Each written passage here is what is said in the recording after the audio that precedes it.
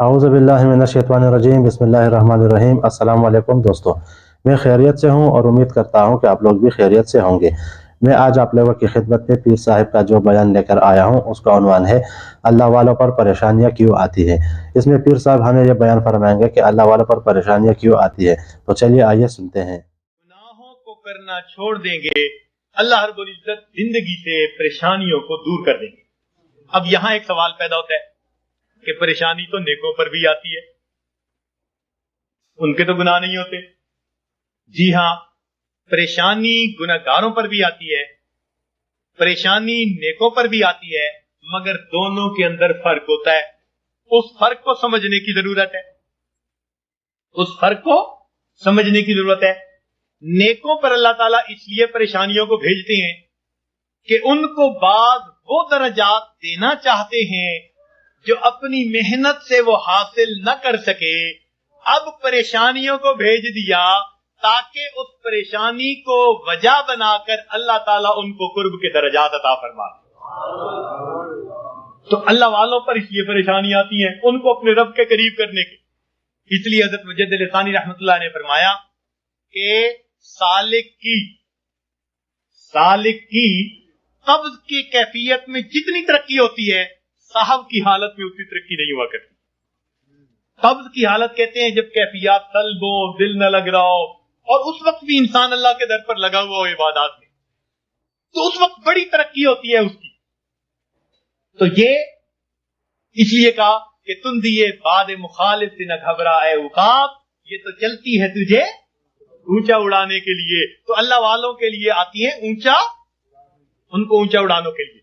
और याद रखना अल्लाह वालों पे परेशानियां आती तो हैं, मगर इन परेशानियों से उनमें बेचैनी नहीं आया करती। जिसका रब से ताल्लुक है उसका बेचैनी से ताल्लुक नहीं है। ये याद रखना कि अल्लाह वालों पे ये परेशानी आती है मगर उन पर बेचैनी नहीं आती। कभी किसी अल्लाह वाले को बेचैन नहीं देखेंगे, वो पुरसकून होंगे। परेशानियां हैं, खौफ है, मुसीबतें हैं, बीमारियां हैं, मगर तबीयत पुरसकून होगी। जैसे शीशे के कमरे में कोई बैठा हुआ हो और बाहर आंधी चल रही हो तो वो झक्कड़ देख रहा है, आंधी देख रहा है, हवाएं देख रहा है, दरख्त गिरते देख रहा है, मगर उसको महसूस भी नहीं हो रहा। अल्लाह वालों का बिल्कुल ये हाल होता है कि उनको ये परेशानियां मुसीबतें नजर तो आ रही होती हैं मगर ये उनके दिल पर असरअंदाज नहीं हो रही होती। उनका दिल पुरसकून होता है। ऐन मुसीबतों के आलम में भी दिल अपने परवरदिगार से लगा हुआ होता है। चुनांचे एक बुजुर्ग थे, अपने घर के अंदर कुछ तलाश कर रहे थे, हालांकि उनके बेटे की शादी थी। तो बीवी कहने लगी, जी बेटे के लिए दूल्हा बन रहा है, घोड़े पे चढ़ने लगा है, बारात जाने वाली है, आप क्या तलाश करते फिरते हैं? कहने लगे, मैं कफन के कपड़े तलाश कर रहा हूँ, चीजें तलाश कर रहा हूँ। उनका किस लिए? कहने लगे, दिल में डाला गया है कि अभी अभी मेरे बेटे की वफात हो जाएगी, तो मैंने कहा मैं उसके लिए चीजों का इंतजाम कर लूं। मियाँ बीवी बात कर रहे थे, बाहर से इत्तला मिली, दूल्हा घोड़े पे चढ़ने लगा, पांव फिसला, गर्दन के बल गिर के मौत आ गई। ये होता है, दुनिया दूल्हा बना रही है और इनके दिल में इल्हाम हुआ मौत आनी है तो घर में तैयारियां कर रहे हैं। सरे तस्लीम खम है जो मिजाज यार में है, अपने रब पे राजी है। तो इसलिए अल्लाह वालों पे भी ये तकलीफें आती हैं मगर उनके दिल को बेचैन नहीं करती, परेशान नहीं करती, उनके दिल पुरसकून होते हैं। हाँ, उनके रुजू इल्लाह में और ज्यादा जो है तरक्की हो जाती है। और ये गुनाहों का वबाल बन के भी आती है गुनाहगारों पर। और उसकी पहचान क्या होती है कि दिल परेशान होता है। तीन बातें याद रखिए, तीन बातें याद रखिए कि जब किसी इंसान पर कोई मुसीबत आए और उस आने के लिए भेजी गई तो परेशानियां तो आती हैं। इस दुनिया में कौन है जो परेशान नहीं है? दरी दुनिया कसे बेगम नबाशत, दरी दुनिया कसे बेगम नबाशत, अगर बाशत बनी आदम नबाशत। इस दुनिया में कोई बेगम नहीं, अगर कोई है तो फिर वो बनी आदम ही नहीं। तो गम तो है ही इस दुनिया के साथ। हाँ, जहां कोई गम नहीं होगा उसका नाम जन्नत है, अभी वहां नहीं पहुंचे। جب پہنچ جائیں گے تو پھر غم ختم کر دیے جائیں گے. لا خوف علیہم ولا هم یحزنون، یہ کہہ دیا جائے گا. دنیا کے اندر تو یہ غم آئیں گے، مگر یہ غم کبھی کبھی آتے ہیں. ایک بات اور دیکھیے کہ اللہ تعالیٰ کی طرف سے آسانیاں زیادہ اور تنگیاں تھوڑی، صحت کا عرصہ زیادہ، بیماری کا عرصہ، کھانے پینے کا وقت زیادہ اور فاقوں کا وقت. تو عنایات زیادہ ہیں، امتحان کبھی کبھی. عنایات زیادہ ہیں اور امتحان کبھی کبھی. تو جب عنایات اتنی زیادہ ہیں تو کبھی کبھی کوئی امتحان آ جائے تو ہم پھر بھی اپنے رب سے راضی رہیں، اپنے آپ کو سمجھائیں کہ پریشان ہونے کی کیا ضرورت ہے. کسی عارف نے کہا لطف سجن دم بدم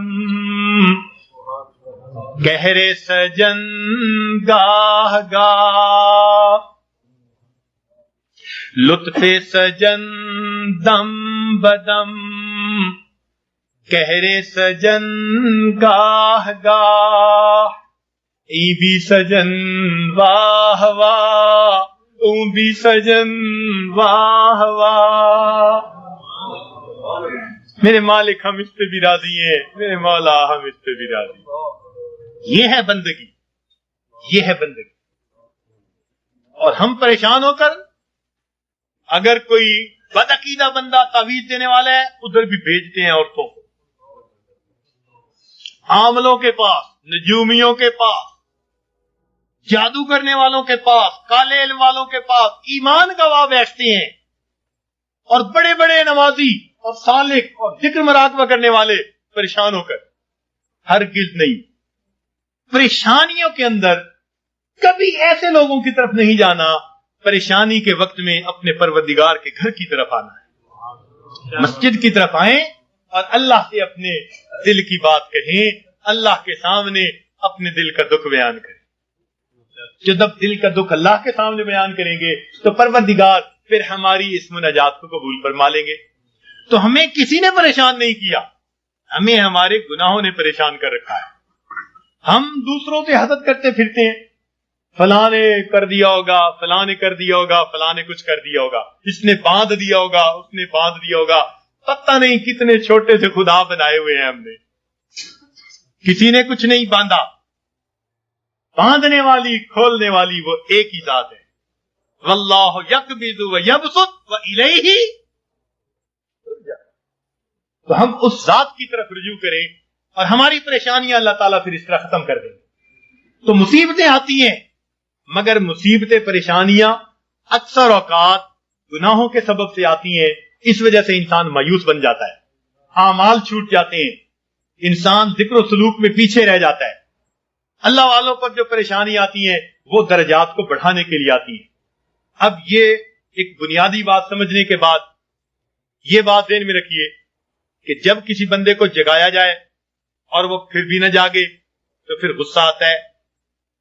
گھر میں بھی ماں بچے کو جگائے، باپ بیٹے کو جگائے اور وہ نہ جاگے تو غصہ آتا ہے. جب اللہ تعالیٰ بندوں پر پریشانیاں بھیجتے ہیں اور وہ پھر نہیں جاگتے، یہ اللہ تعالیٰ کے غصے کا سبب بنتا ہے. اور پھر اللہ تعالیٰ اس کو دنیا کے اندر عبرت بناتے ہیں. فرماتے ہیں اولا یرون انہم یفتنون فی کل عام مرتن او مرتین ثم لا یتوبون ولا هم یذکرون.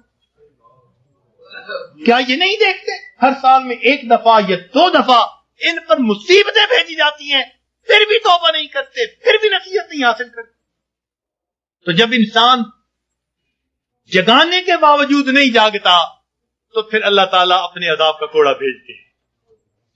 جب انسان گناہوں میں گھر جاتا ہے پھر اللہ تعالیٰ اس پر ہاتھ ڈالتے ہیں، پھر اس کو جہنم کی آگ میں بھیجتے ہیں. اس لیے فرمایا بلا من کسب سیئۃ، کیوں نہیں جس نے گناہ کیا، وَأَحَاطَتْ بِهِ خَطِیئَتُهُ، اور اس کی گناہوں نے اس کا احاطہ کر لیا، فَأُولَئِکَ أَصْحَابُ النَّارِ فِیہَا خَالِدُونَ. یہ ہیں آگ میں بھیجے جانے والے، ڈالے جانے والے، جو ہمیشہ ہمیشہ وہاں رہیں گے کہ گناہوں نے اس کا احاطہ کر لیا. تو کبھی کبھی گناہ بندے کو گھیر لیتے ہیں. جھوٹ کی زندگی، جھوٹ کی زندگی. अब गलत ताल्लुक है, कहीं बंदे बंदे के सामने झूठ बोल रहा है, पर्दे डालता फिर रहा है, इसके सामने झूठ, उसके सामने झूठ, उसके सामने झूठ। हदीस पाक का मफहूम कि बंदा झूठ बोलते बोलते इतना झूठ बोलता है, अल्लाह ताला फरिश्तों के जरिए नामे अमाल में कज़्ज़ाब लिखवा देते हैं, झूठों के दफ्तर में नाम लिखा जाता। छुपाते फिरते हैं बंदों से, परवरदिगार से थोड़ा छुपा सकेंगे इन बातों को। तो कभी कभी इंसान अपनी बुरी आदत को नहीं छोड़ता और गुनाहों के अंदर घिर जाता है उनको छुपाने की खातिर, और यही चीज इसके लिए मुसीबत बन जाती है। फिर जिक्र में तरक्की कैसी, सलूक में आगे बढ़ना कैसा। अब कभी कभी औराद वज़ाइफ कर रहे हैं, साथ कबीरा कभी मुर्तकिब हो रहे हैं। ये तो ऐसा ही हुआ जैसे गोलियां भी खा रहे हैं और साथ साथ जुकाम के होते हुए बर्फ वाला पानी भी पीते फिर रहे हैं, तो जुकाम कैसे दूर होगा। इसीलिए जिक्र सलूक में आने के लिए पहला कदम यह है कि इंसान अपने गुनाहों से सच्ची तौबा कर ले। ये पहला कदम है, ये पहला कदम हम उठा ले, फिर देखिए ये थोड़ी देर का मुराकबा हमारे लिए मालूम नहीं कितनी बरकतों का बायस बन जाएगा। तो जी दोस्तों, जैसा कि आप लोगों ने आज का बयान सुना, उसका उन्वान था कि अल्लाह वालों पर परेशानियां क्यों आती है। इसमें पीर साहब ने हमें बड़े आसान तरीके से बयान फरमाया कि अल्लाह वालों पर परेशानियां क्यों आती है। तो उम्मीद करता हूं कि आप लोगों को ये आज का बयान पसंद आया होगा, और इंशाअल्लाह बहुत जल्द मैं आप लोगों की खिदमत में और एक और नए बयान के साथ हाजिर होऊंगा। तब तक के लिए मुझे इजाज़त दीजिएगा। अल्लाह हाफ़िज़।